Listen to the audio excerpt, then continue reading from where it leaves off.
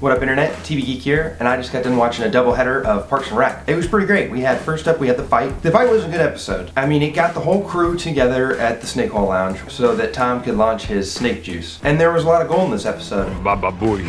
One of my biggest pet peeves in sitcoms is getting characters drunk to create a conflict. I was just trying to do you a favor. Well, enough with your favors. Parks and Rec, they use it a lot, and they're pushing it just a little bit. She asked me the whole thing and I didn't even do it once. I'm on Anne's side because where does Leslie get off like assuming that Anne wants to leave nursing? Like, I feel like that's a legitimate career path that Anne has chosen, and Leslie just assumes that she's like, oh, forget it, yeah, I'll come work for you. That kind of bugged me. Now, I know the internet loves this scene with Ron dancing with the hat on.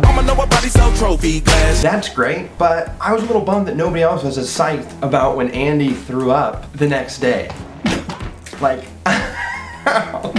I definitely rewound that, definitely. I was also super bummed to see that Burt Macklin is no longer with us. Burt Macklin died last night after the 10th shot of snake juice. Oh, I hope they don't stick to that. I love that dude. His greatest appearance is no doubt in Greg Pikitis. I'm with the FBI.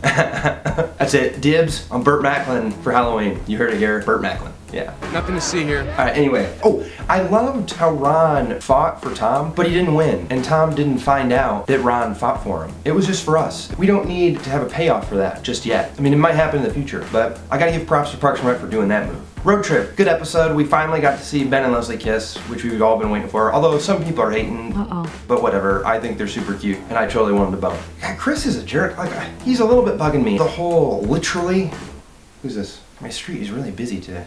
It's this one jerk down there, always taking up 2 spots, and I'm really close to leaving him a note. Like, even if it's a polite note, but I feel like even a polite note is passive aggressive. I don't know. Plus, I always think that if I leave a note, that as I'm leaving it, he's gonna come walking up and he's gonna be like this big dude, he's gonna beat me up. Like, in the Seinfeld, when George is gonna spit on that guy's car, and then he comes up. That's good. Anyway, road trip did have Know Ya Boo. Somebody doesn't know a boo. Somebody don't know they boo. That was good. Like, first of all, that's a sitcom cliche. Like, using the newlywed format to reveal how little 2 characters know about each other that are supposedly in love. This game's got juice. Anyway, I thought it was funny with Ron and the little girl and how he kept eating her lunch. Anytime Ron gets to say, really? Really? Anytime he can say that, I'm pumped. You know what? These were both amazing episodes. So I'm just gonna go ahead and I'm gonna give it both 9s. The fight, 9. Road trip, 9. Done.